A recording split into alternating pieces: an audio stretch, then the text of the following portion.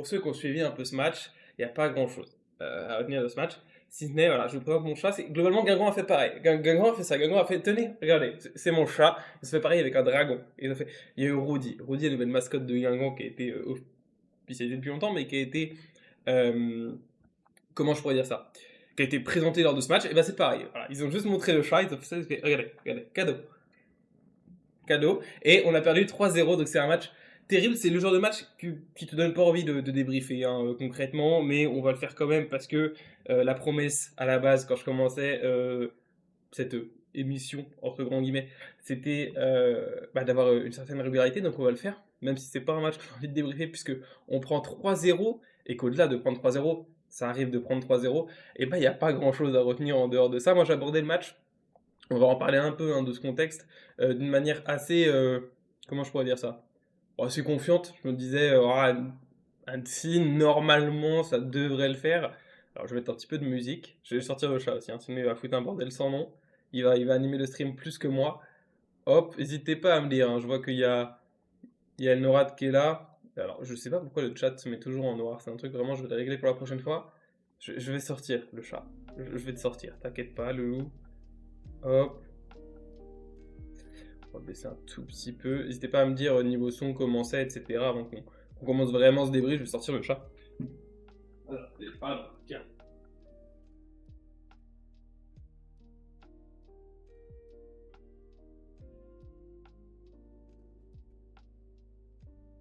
Voilà, on va pouvoir débriefer un peu plus posément. Bon, ces débriefs-là, on va pas se mentir, pour le moment, il n'y a pas énormément de monde sur Twitch. Ils vont surtout servir pour YouTube, si des gens veulent revoir. Et puis le but, comme je l'ai dit, ça va être d'installer une certaine régularité, finalement.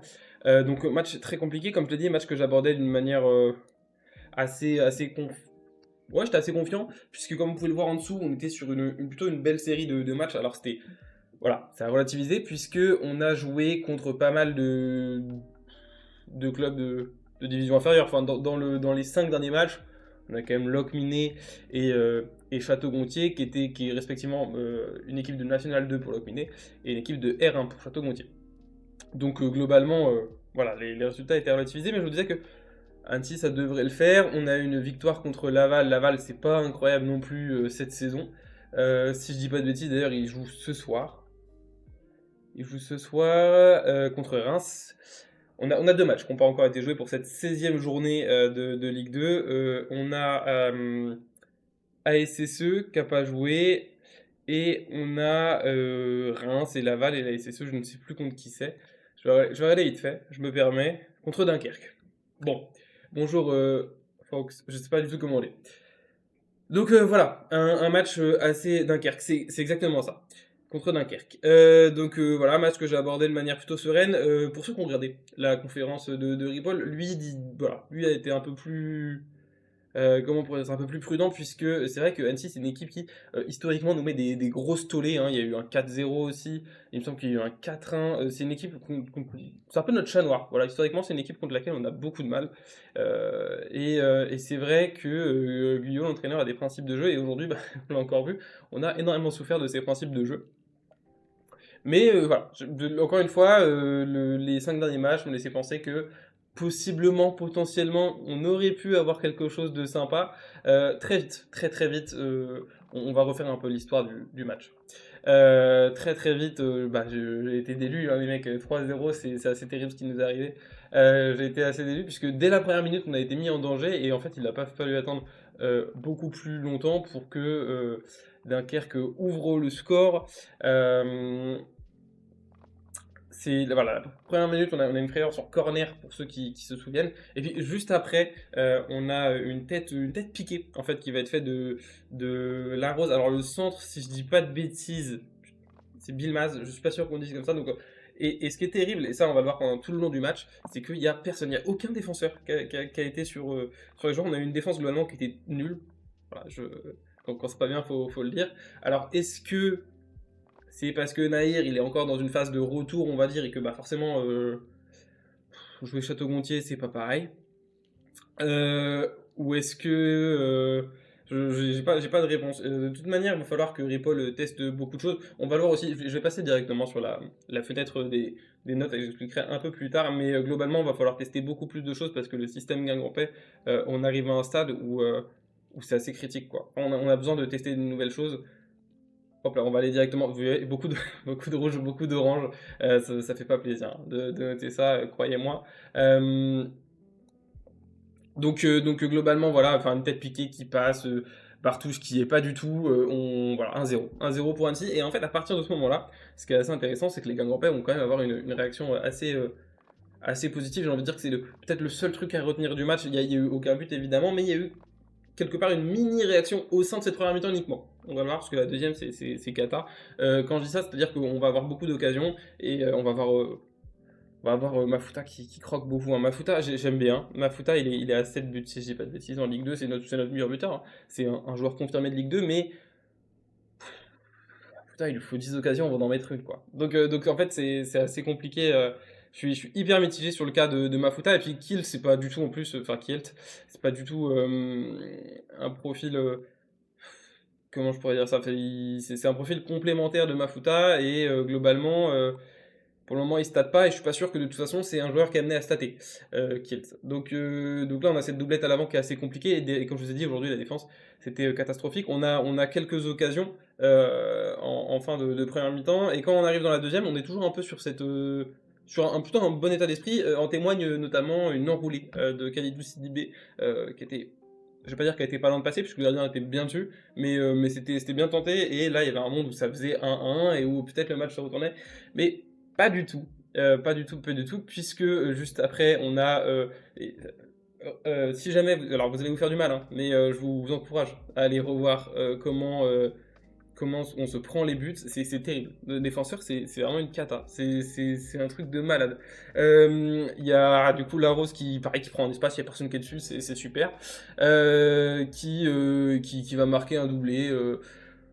Bartouche qui est pas bon. On en reparlera du cas Bartouche, puisque.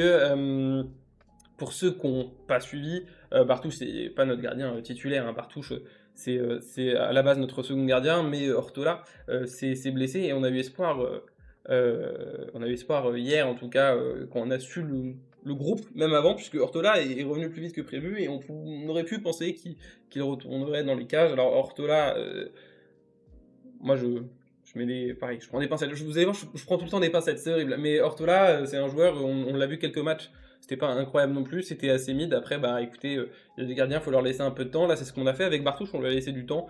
Premier match hein, de Bartouche, il me semble que c'est un clean sheet, donc moi j'y étais. Hein. Le premier match, je veux dire, la belle histoire. Ça a bien commencé. Pas du tout. Pas du tout. C'est pas un joueur qui a le niveau. Qui a le niveau Ligue 2 malheureusement, en plus il est assez âgé, je crois qu'il a quoi, il a 28 ans. Donc bon, ça va être compliqué. Il peut toujours. Après, un gardien, c'est un truc, voilà, ça peut toujours décoller un peu n'importe quand. Enfin, plein de joueurs de toute manière, mais j'ai pas énormément d'espoir. Et globalement, là, j'ai hâte que Ortola revienne. Je pense qu'il était trop juste et de toute façon, on peut pas en vouloir à Ripoll pour ce choix-là. Mais j'aurais préféré voir Ortola. Peut-être qu'il nous aurait sauvé au moins un but, quoi. De toute façon, les deux pires joueurs, je les ai notés là. On va revenir sur des cas un peu individuels plus tard. Pour moi, c'est Bartouche et c'est Gomis. Gomis, c'est dommage parce que Gomis, on a l'habitude à ce qu'il fasse des très très bons matchs. Vraiment, Gomis, pour moi, il a tout d'un capitaine. Il a tout d'un leader, Gomis. Le problème, c'est que bah voilà, il y a des trucs extra sportifs qui font que l'image de Gomis moyen. Enfin, en tout cas, le message envoyé, si jamais tu mets Gomis capitaine, il n'est pas forcément incroyable parce qu'il y avait des takes, notamment des histoires de. Ça revient chaque année, hein, c'est terrible, comment dire. Vous savez, les luttes anti-discrimination LGBT, etc. Et comme de par hasard, il y a des blessures qui interviennent en même temps pour pas jouer, pour pas porter le brassard. Et je sais que c'est un truc qui fait énormément débat dans la communauté game-rampaise. C'est un très bon joueur. Gomis sportivement c'est fou et comme je l'ai dit il a carrément une âme de leader. Ça se voit sur le terrain plus que Louisère. On reviendra aussi Louisère parce que bah merci pour le doublé contre Château-Gontier mais là c'est un peu un retour à la réalité contre une équipe de Ligue 2. Même si tout le monde a été nul globalement, on peut pas cibler quelqu'un en particulier. On peut pas cibler quelqu'un en particulier. Après il y a 2 joueurs contre 3 quand même hein, sur ma fiche. Donc je sais même plus ce que je voulais dire. Bref, c'est terrible. Bartouche Gomis, c'est terrible. Louisière, c'est terrible. J'aimerais bien tenter, voir il peut le tenter un milieu à 3 peut-être. Ce serait quelque chose d'assez intéressant. Louisière, absolument rien d'un leader, c'est plus possible de laisser le ça. Bah, je suis assez d'accord. En fait, c'est un truc que j'ai déjà dit l'année dernière et je pense que ça n'a pas tellement changé. Je pense que c'est un bon joueur de vestiaire. Dans le sens où c'est quelqu'un qui va accompagner les jeunes, c'est quelqu'un qui va t'intégrer aussi, globalement. Je vais ça de côté parce que ça fait du son. C'est quelqu'un qui va t'intégrer des jeunes, c'est quelqu'un qui va. En fait, un cadre. Un cadre. Et je pense qu'il sert énormément pour le développement de pas mal de jeunes. Et dans ce sens-là, c'est super bien. Je pense que c'est typiquement un médiateur.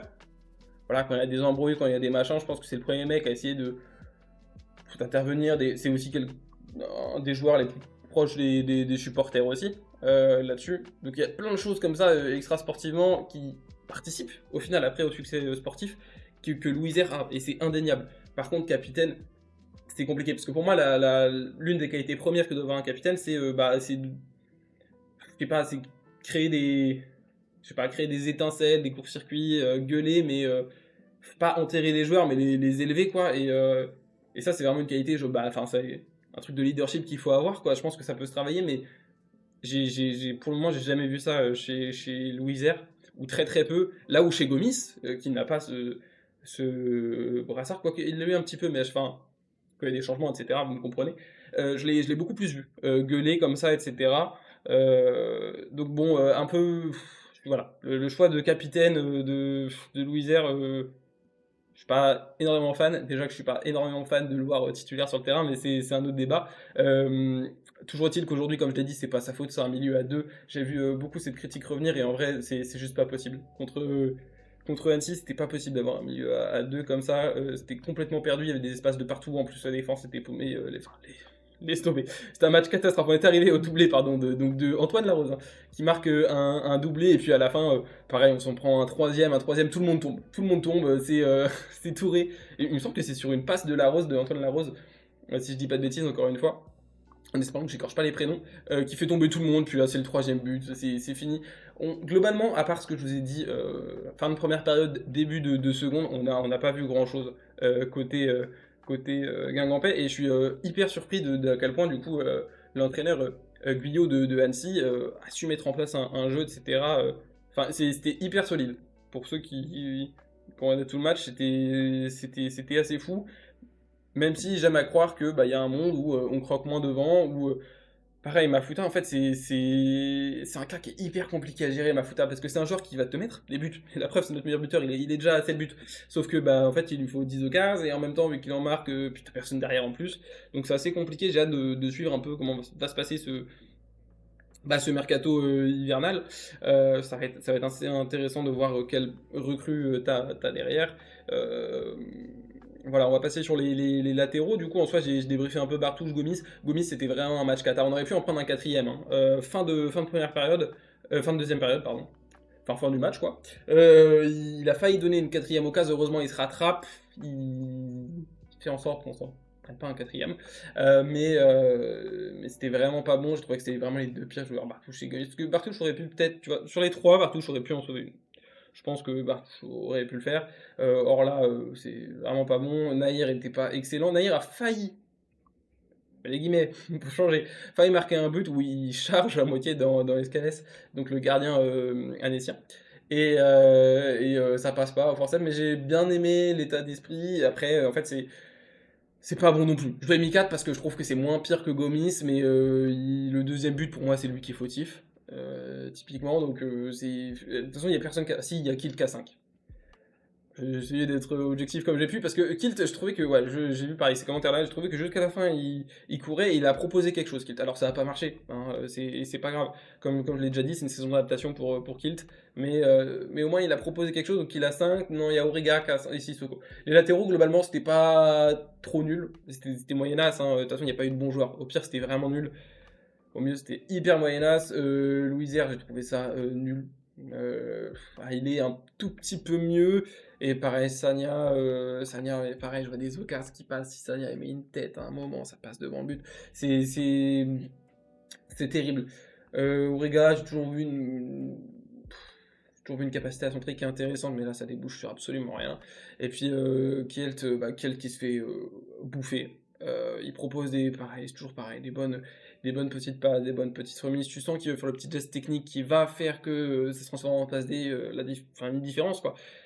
Et c'est intéressant ce qu'il fait, mais c'est encore trop juste techniquement et physiquement, il n'arrive pas à s'imposer. Donc en plus, c'est hyper compliqué. Globalement, je pense que vous l'aurez compris, y a aucun joueur qui se démarque. Puis Mafuta qui croque. Mafuta qui croque. Il aurait pu en mettre un. Il aurait pu en mettre un, honnêtement. Donc beaucoup d'erreurs, peu de justesse technique. Il y en a eu un peu, mais c'était pas. On a connu mieux. Et puis globalement, en fait, on a pris un pressing de malade de la part de Annecy. Et notamment, il y a eu le piège du hors-jeu. C'est bon, c'est pas le Barça, mais il y a eu quand même comment dire, c'était hyper bien construit parce que toutes nos occasions, beaucoup d'occasions qu'on a eu se sont transformées en hors-jeu, donc c'était hyper bien construit. C'est pour ça que moi j'aimerais bien, peut-être que je sais pas, je veux qu'on teste un milieu à 3, parce que là le milieu c'était du gruyère, quoi, ça passait tout seul. Et puis le pauvre Louis, il a pas une bonne note. Mais globalement, il était pas aidé. Compliqué de se donner un top 3 des joueurs. Je m'étais dit peut-être que je pourrais en faire un. Peut-être que je pourrais tenter de faire des petits top 3. Là honnêtement, c'est dur. Ce sera pas en défense. Ce sera. J'ai même pas envie de donner un top 3. Honnêtement, je peux même pas en faire un. Je m'étais peut-être donné cette consigne-là, mais en vrai, je peux même pas. Je trouvais Kelt intéressant, mais pas bon. Enfin, intéressant. C'est différent, quoi. Donc, on voit un état d'esprit globalement où on a des joueurs qui sont morts, parce qu'au-delà de la prestation, à la limite, il y avait un état d'esprit. Comme l'année dernière. L'année dernière, rappelez-vous, c'était un vrai groupe. C'était comme ça. Je retrouve pas la même énergie que l'année dernière et ça me fait chier, pour être très honnête. Parlons de l'année dernière. Vous l'avez peut-être vu, il y avait Picard qui était là à l'avant-match. Qui est venu saluer le COP, etc. aussi, donc trop sympa de voir Picard qui revient. J'avais lancé sur Twitter le petit délire de hey, écoutez, est-ce qu'il n'y aurait pas un petit appel à faire à Columbus Crew. Bon, évidemment, j'y croyais pas, et de toute façon, je suis même pas sûr que ce soit une bonne chose que de reprendre Picard. Moi, dans l'idée, c'était pour comment dire, suppléer Emir, qui est fin de saison, hein. Emir qui est mort, on l'avait dit lors du dernier débrief. Alors l'opération s'est bien passée, mais ce que je veux dire, c'est qu'on ne le reverra plus de la saison, quoi, Emir. Et dans le sens où Picard, je trouve que c'est quand même un joueur qui est polyvalent, et t'es pas obligé de le foutre sur les ailes, Picard. Il peut se démerder, il peut se démerder en étant un milieu offensif.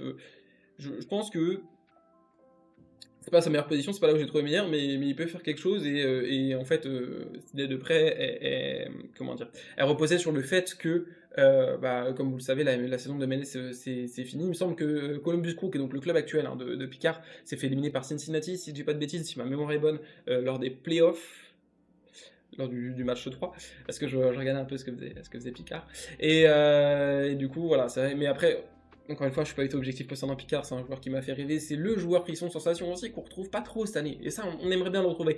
On aimerait bien retrouver et l'état d'esprit qu'on avait, etc. Bon, Guingamp fait toujours, mais des petits inside où tu vois que ça déconne bien et tout, et qu'en plus de ça, sur le terrain, ça se la donne. Là, les joueurs, globalement, j'ai pas suivi, mais il me semble qu'à la fin, il y a eu une mini-embrouille avec le COP, ou je sais pas. J'étais pas au match, hein, personnellement, mais de ce que j'ai cru comprendre, ça s'est un peu embrouillé, etc. Et parce que les joueurs viennent pas saluer le COP, et c'est pas la première fois qu'ils viennent pas le saluer. Enfin, pas tous, en tout cas. Les attitudes, elles sont très mauvaises, enfin, la tête baissée, etc. C'est vraiment pas bon, et c'est comment dire, des symptômes de quelque chose on n'aime pas trop. Voilà, on va le dire comme ça. On va espérer que ce soit passager, parce que comme je l'ai dit avant, et le voyez en bas, j'ai rajouté ma petite série là encore une fois. Ça allait plutôt bien. Alors après, Laval, c'est pas incroyable, Amiens, c'est pas incroyable. Il y avait deux équipes, c'était de la R1, c'était de la N2. C'est pas fou. Pau, en plus de ça, c'est un nul, mais qui arrive à la dernière des secondes. Tu te dis putain. Donc c'est compliqué. C'est compliqué, c'est compliqué. C'est on va juste espérer que ça dure pas trop, quoi. Cet état d'esprit-là. J'en ai pas parlé, hein, mais j'ai mis 4-5 sur Ripoll parce que pareil, quoi, tu perds, tu montres un visage qui est pas beau en première mi-temps, à la seconde t'as pas de, enfin qui est globalement pas beau parce que même si t'as quelques occasions fin de première, et à la seconde, à part t'enrouler de Sidibé comme je le dis, y a pas grand-chose. Et du coup, pour moi c'est 4.5. Enfin, même 4. Enfin, c'est vraiment pas bon. On espère des réactions quand c'est comme ça, et j'ai du mal à comprendre comment il fonctionnerait, Paul. Il y a de la chance que je le trouve hyper juste dans ses mots, parce que je pense que c'est quelqu'un qui est quand même hyper lucide sur la situation du club, et puis par rapport à l'effectif, etc. Mais il veut trop faire rentrer des joueurs dans des cases qui sont pas les leurs. Enfin, encore une fois, je comprenais pas trop sa compo. Après, c'est toujours pareil, si on n'est pas à l'entraînement, on sait pas ce qui se passe en interne, etc. Mais globalement, ne pas mettre Ortola, par exemple, et le foot dans le groupe, c'est vrai que c'est quelque chose que j'ai pas bien compris non plus. Et puis, ouais, non, c'est globalement un match assez décevant de la part de tout le monde, quoi. Du coach, comme des joueurs, je pense que Annecy, c'est vraiment notre bête noire, hein, parce que moi, j'ai pris une claque, hein, je pensais pas que ça allait être aussi méchant. Moi, je pense que j'étais délu parce que je me méfiais pas du tout de cette équipe d'Annecy, parce que je trouvais que la dynamique d'Annecy, elle était pas forcément super bonne, hein, comme je l'ai dit. En plus, ils se sont fait éliminer par Grenoble en Coupe de France juste avant. Donc globalement, on pouvait se dire que c'était quelque chose d'abordable, tu les joues à la maison. Après, toutes les pilules, on les a pris à la maison, tu me diras par Annecy, mais je sais pas, j'avais un peu plus d'espoir que ça se passe mieux que ça. Là, c'était vraiment un match extrêmement compliqué. Le prochain match qu'on va avoir, c'est contre Rodez. Rodez, ils sont classés quoi, Rodez? Ils sont 13e. Ils sont 13e. On est, du coup, oui, pour faire un petit point, je sais pas si je le noterai, tiens, le petit visuel, mais on est 8e. On est 8e avec 23 points, ce qui fait que Annecy revient à un point de nous, hein. Ils sont 9e. Je sais pas quoi en penser. Et c'est une des Ligue 2 les plus faibles que j'ai vues depuis X années en plus. Donc c'est terrible de pas s'en sortir comme ça, parce que le nombre de points qu'on laisse passer. Là, pour le coup, c'est une vraie claque, hein, qu'on se prend, et il n'y a, pas- y a pas trop à regretter quoi que ce soit. Mais il y a les matchs précédents, là je repense, je vois pas sur mon visuel, c'est terrible ce qui se passe. Donc je sais pas quoi en penser. Globalement, je pense que tous les Guingampais se comprennent. T'es là, tu sais pas à quoi t'attendre pour le prochain match. Tu sais jamais quoi faire avec cette équipe. Tu sais jamais à quoi t'attendre. Tu sais jamais comment ça va se passer. T'es tout le temps hyper perdu. C'est terrible. J'arrive pas du tout à y voir clair. Et à peine tu t'enchaînes deux trois bons résultats que tu te dis, ah, ça y est, la prochaine équipe, ça devrait le faire et tout, tu te prends une tollée. Tu sais même pas comment. Et du coup, le match d'après, tu t'appréhendes, tu te dis, putain, je sais pas comment ça va se passer. Euh, Et étonnamment, ils font un bon match, etc. C'est vraiment une spirale qui est infernale. Et franchement, je démarre. Pour être honnête, j'ai hésité à venir au stade. Parce que j'habite du coup dans le Morbihan. J'ai à peu près 1h30 de route de Guingamp. Même si j'ai un logement à Guingamp aussi. Mais bon, il faisait tard et tout, j'avais la flemme. Je suis abonné pourtant, mais j'avais la flemme, honnêtement, c'est pas bien. Mais forcément, quand tu vois 3-0 comme ça, tu te dis putain, j'ai bien fait de pas y aller. C'est terrible, hein, de se faire cette réflexion-là de ah, je suis content de ne pas être allé au stade sous la pluie, etc. C'est quand même une expérience cool, même quand tu te prends 3-0. Mais je pense que vous me comprenez, c'est quelque chose de. C'est quelque chose de toujours assez lourd. J'ai envie d'en finir, quoi. Juste envie d'en finir. Donc on va voir comment se passe le prochain match contre Rodez. Qui sera donc. Hop, hop, hop, si je dis pas de bêtises. Hop. Je vais retourner peut-être sur les matchs. C'est le 12. C'est le 12-12, bah forcément, c'est dans une semaine. On verra comment ça se passe. Pareil, j'essaierai de le débrief. Là, c'était un débrief assez rapide, parce qu'il y a pas tellement de choses positives sur lesquelles s'arrêter. J'espère juste que Naïr retrouvera son top niveau, que Gomis aussi. Gomis, on va espérer que ce soit. Parce que globalement, c'est un très bon début de saison, hein, Gomis. C'est vraiment le seul joueur où je suis hyper surpris. Sidibé, il est en train de revenir. Mbemba aussi. Je mise beaucoup sur le fait qu'il y a des joueurs qui sont en train de revenir. Vous voyez ce que je veux dire? Sur le fait que là, c'est pas une équipe de titulaires, c'est pas une équipe A, c'est une équipe A', et que quand on aura tout le monde à 100% qui reviendra, c'est-à-dire quand Ortola il sera à 100%, quand Naïr, j'estime qu'il n'est pas encore à 100%, quand il y aura Mbemba à 100%, Patquifoot, il est malade ce mec, il est malade. Oh, Fox, on va pas être copains. Non, il y a des joueurs qui sont intéressants. Quifoot, par exemple, on peut parler de Kilt, qui a un Quifoot qui est incroyable. Après, je parlais par exemple enfin, pas de Ouriga, je suis con, de Mbemba, là, juste avant. Mbemba, le Quifoot, Mbemba, c'est compliqué quand même. C'est dur. c'est dur. Mais après, ce qui est bien, c'est que le QI-foot, c'est quelque chose, je pense, qui peut quand même se régler. Enfin, on peut augmenter son QI-foot au fur et à mesure. Mais là, globalement, c'est un match où on a rien montré. Un match qui était terrible et on va espérer montrer un autre visage contre Rodez avec Ortola. Moi, j'ai envie de rêver avec un Ayer à 100%, avec un Mbemba à 100%. Parce que Mbemba, qu'est-ce qu'il fait mal quand il percute.